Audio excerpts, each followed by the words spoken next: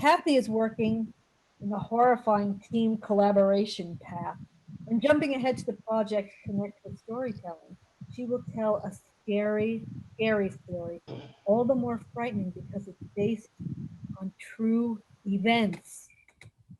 Now, I will give you a moment to run and lock your doors and windows because this story is entitled The Intruder, Kathy Garr. Can you all see my screen? Yes. Yes. Okay, thank you.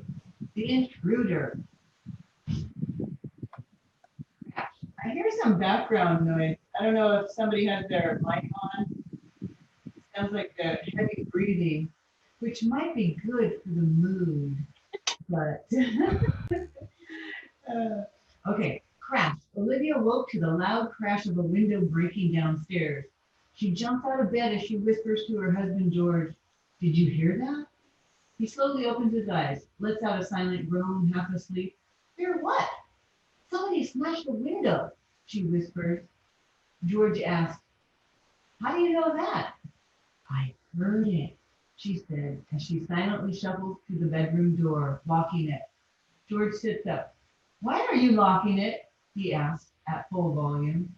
"Shh, because I'm afraid. That's why I'm locking it," Olivia whispers in agitation.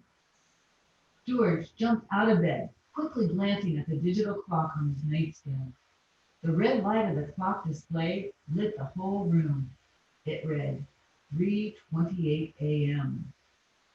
"I'm going down there," he declared. He knew he didn't have to go out there, but because Olivia's mom was in the bedroom down the hall, he wanted to check, make sure she was okay. As he slowly unlocked the door, it creaked open.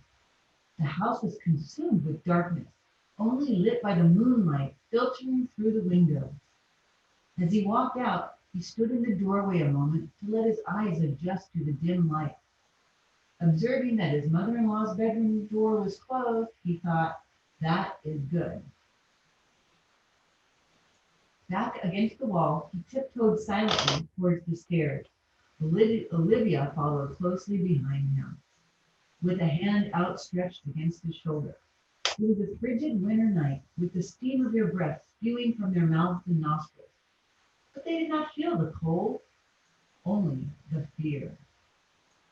George was a spiritual man, and when they had purchased the property, he had commissioned a statue of St. Michael, the patron saint of protection, for the patio at the entrance of their sprawling English chateau. The home was fortified with iron gates and security guards. It was difficult for the intruder to maneuver his way into the house, but because the property was so large, he was somehow able to sneak past the preoccupied guards. As he approached the patio, he came face to face with the stoic face of St. Michael, clinging to its spear. Stepping up to the statue, he broke off a wing and threw it into the window. He snatched St. Michael's spear from him and headed into the house.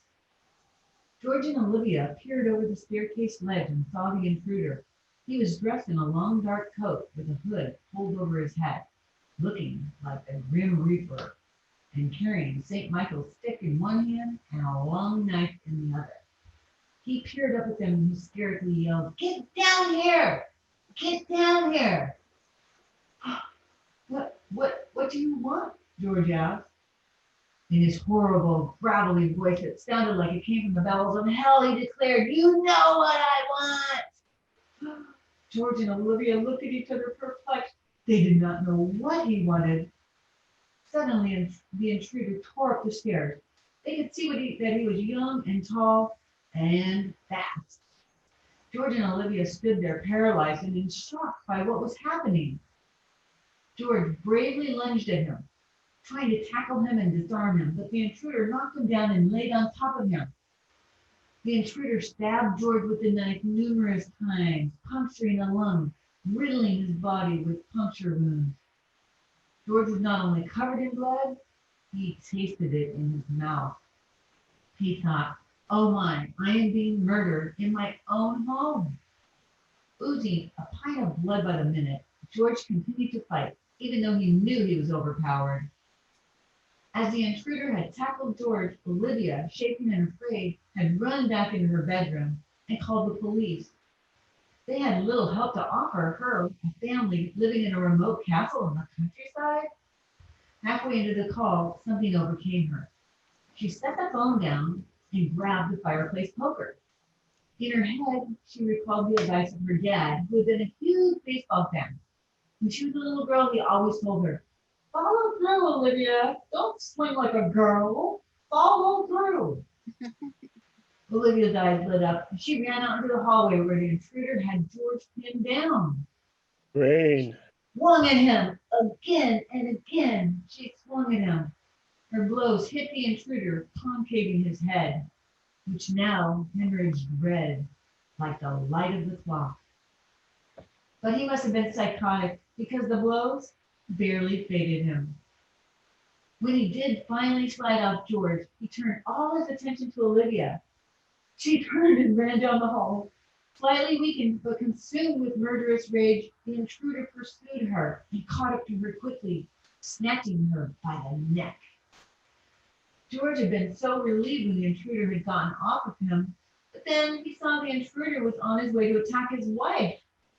So he ignored any pain he was feeling, followed the intruder, and jumped on his back.